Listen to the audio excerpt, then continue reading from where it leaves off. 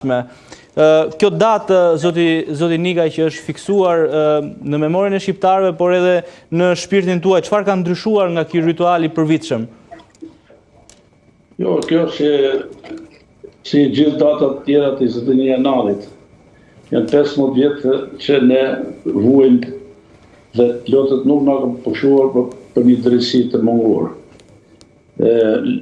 Koha për politikanët tash dhe pushtetarët e diplomatët e huaj ka mbaruar. Tani kemi të bëjmë me një çështje penale. Shpresat e fundit për të bërë drejtësi dhe ndëshkuar urdhëruesit, vrasit e vërtet të 21 janarit është në dorë të hetuesve dhe të prokurorit të SPAK-ut. Siç jeni dini, paktën ndoshta edhe nga shtypi, prokuroria e posaçme po bën hetime të plota për të identifikuar autorët, urdhëruesit e vrasjes të kësaj tragjedisë 21 janarit. Çfarë ju tha prokurori i çështjes gjatë takimit që patët ditën e sotme? Çfarë ndodhi brenda takimit me dyert mbyllura? Si edhe mund ta dini edhe ato që janë në panel, ne jemi palë në procesin penal. Kërkova për ditë në çfarë statusi ndodhet hetimi i kësaj çështje. Provoj me priti dhe më shpjegoj se vazhdojnë hetimet dhe për të përcaktuar ato që kërkesat që kërkon edhe ligji për vrasjen e protestuesve. Se cilët janë fajtorët, si agardiset apo qytetarët e vrarë, tu nuk është përcaktuar. Domethënë urdhëruesit e kohës. Ju a jeni i kënaqur nga procesi hetimor deri më tani? Jo, sa drejtën ka një zvarritje pa kuptim. Nofta është e vështirë sepse është një dosje sipas ndesh e masakruar nga prokuroria e Tiranës. Dhe gjykatat e parë të gjykata e lartë që për mua mbajnë përgjegjësi sepse kanë larguar nga dosja edhe dokumentet që mund të rrinin një përfundim më të shpejt prokuroria e speciale dhe gjykatës speciale. Tash është e vështirë, kjo është e vërtet, por ne shpresojmë se do të dalim deri në fund me prokuroria speciale. Dhe çështja do të jepet gjykatës. Zoti Nikaj, cilat ishin kërkesat adresuar prokurorit të çështjes? Jo, ne vetë as kërkojmë të përshpejtojnë hetimet dhe të pyeten, ne kemi bërë memo, të pyeten edhe personat të tjerë që janë përcaktuar ose kërkuar nga ana jonë në prokurorinë speciale. Duke filluar nga prokuroria përgjithshme, prokuroria përgjithshme, dhe kryeministri aktual dhe persona të tjerë që tash si më mend se janë të shumë nga garda, nga shërbimet civile që ishin atë ditë nga policia aty. Pra keni kërkuar që të pyetet edhe zonja Ina Rama, e cila në atë kohë shërbente si prokurore përgjithshme, dhe zoti Edi Rama, që në atë kohë ishte lider opozite? Po, kemi kërkuar. Që si do vendosin ato çështje në fakultetin e tyre, sipas ecurisë së hetimeve. Cilat janë pikpyetjet në gjithë këtë panoramë të madhe 15 vjeçare, zoti Nikaj? Pikpyetje është një lufta politike midis, e kemi thënë edhe sot, midis majtës dhe djathës, kush të qëndrojnë pushtet. Ato kanë platformën e Partia Demokratike, kishte platformën e saj, sipas me marrën e rrugën e pushtetit me dhunë. Dhe vrasje.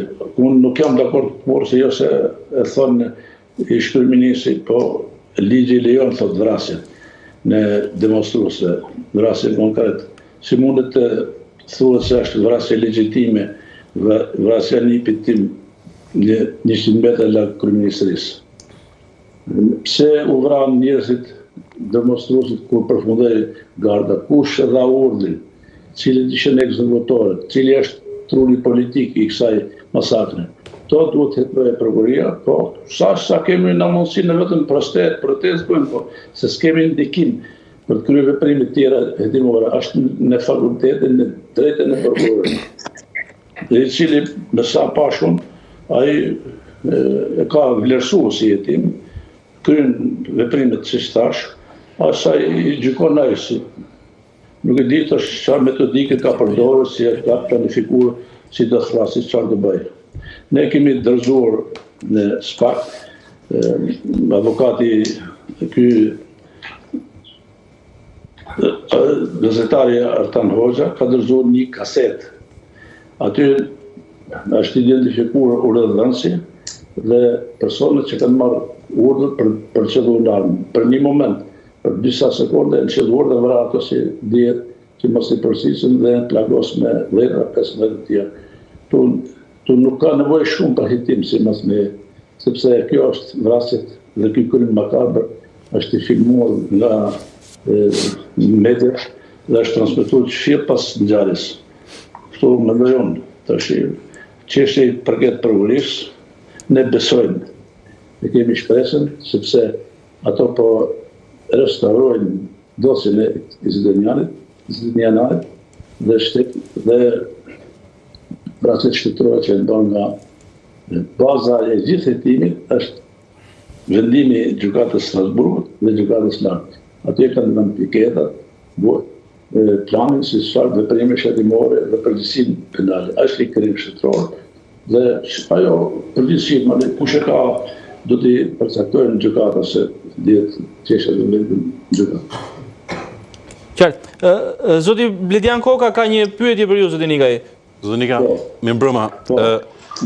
Ju shpesh flisni për drejtësinë që kërkoni për nipin tuaj dhe me drejtë është kjo. Pyetja ime është kjo.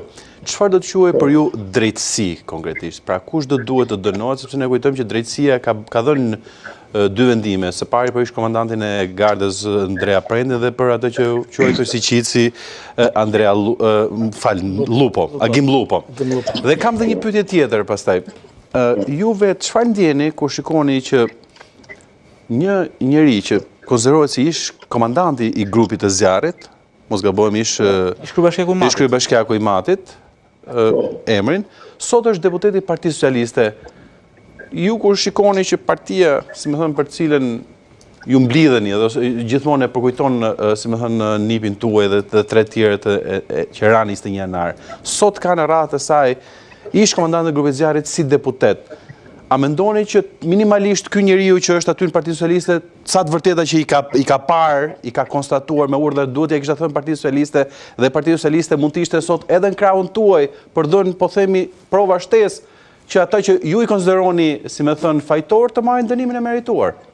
Këto dy pyetje kam. Po t'i përgjigjëm pyetjes dytë. Ne nuk kemi qenë dakord vetë dhe kemi jo protestuar, po ngrihet si problem se ky gardisi që